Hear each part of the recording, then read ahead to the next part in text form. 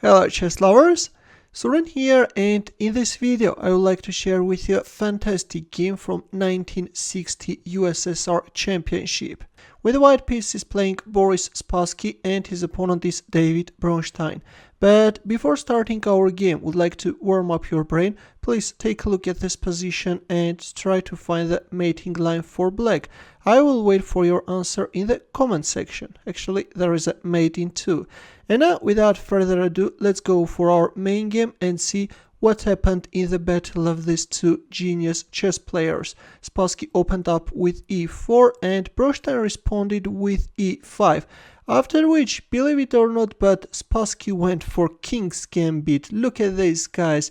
Yes, he's choosing this hyper-aggressive opening, and let's see what's going to happen next. He takes f4, black accepted the gambited pawn with knight f3 d5. He takes d5, bishop d6. Another popular alternatives are knight f6, or black can even go for c6. But in our game we have bishop d6. Black is placing his bishop on d6 square, from where it is protecting the pawn on f4. We have knight c3, knight d7, d4, black castles kingside, bishop d3, knight d7, and white also castles kingside, after which Bronstein responded with h6, which is acting against any possible knight g5 jumps, but proceeding with this natural looking knight f6 move could have been better. But in our game we have h6, which is somewhat weakening black's kingside. Here Spassky played knight e4, we have knight takes d5, c4, knight e3, bishop takes e3, f takes e3, and c5. Yes, white is kicking away the dark squared bishop, after which we have bishop c2. Here is how Spassky commands his move. The seemingly simple move was the most difficult in the game. White is planning to exploit the b1 h7 diagonal. Here Bronstein played rook e8, but still it was not too late to go for knight f6. Yes, activate the knight and open up the light squared bishop's diagonal.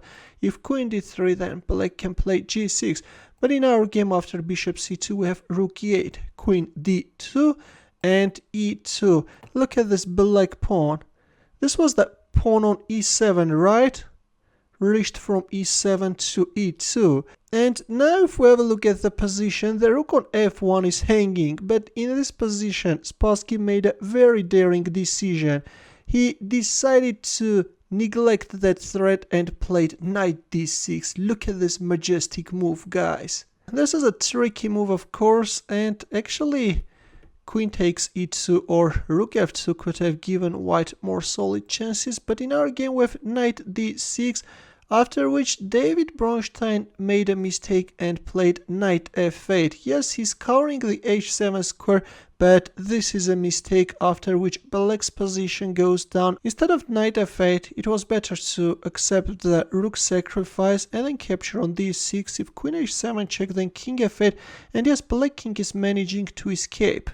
If rook e1 check, then knight e5. Of course not king f6, because black will lose his rook, and after knight e5, if queen takes g7, then rook g8. Yes, black is managing to defend successfully, although, of course, from afar, calculating all this is simply impossible. Here is a very beautiful line, where white is also sacrificing his rook on e6, but in the end of the day, all white can do is to give a perpetual check, and this is going to end up in a draw. But in our game after knight d6 we have knight f8. Still, as you can see, we have two hanging pieces, but again Boris Spassky decided not to pay attention to this hanging rook and captured on f7. Yes, guys, the board is burning and fireworks are everywhere. Finally, black accepted the rook sacrifice and captured on f1. Rook takes f1 and bishop f5. A desperate move, although even if king takes f7, then in this case knight g5 double check is coming, and then bishop b3 check, and then bishop takes e6, and yes, black is losing. If knight takes e6, then queen h7 checkmate, and if king h8, then white can remove the defender and then can announce a checkmate. In our game after rook takes f1 with bishop f5, Black counterattacked white queen, but here Spassky simply munched that bishop. Queen takes f5 is on the board. Queen d7, black is looking for simplifications, but of course white will never go for the exchange of queens. Bishop f6, and the second knight is joining the attack. Knight e5, queen e7, bishop b3, bishop takes e5, knight takes e5, discovered check.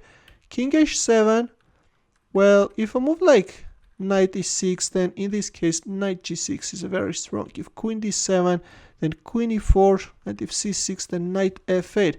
This pin is simply demoralizing black's army. In our game, after knight e5 check, we have king h7, but after queen e4 check, finally David Bronstein resigned. This is move 23, and we have a resignation.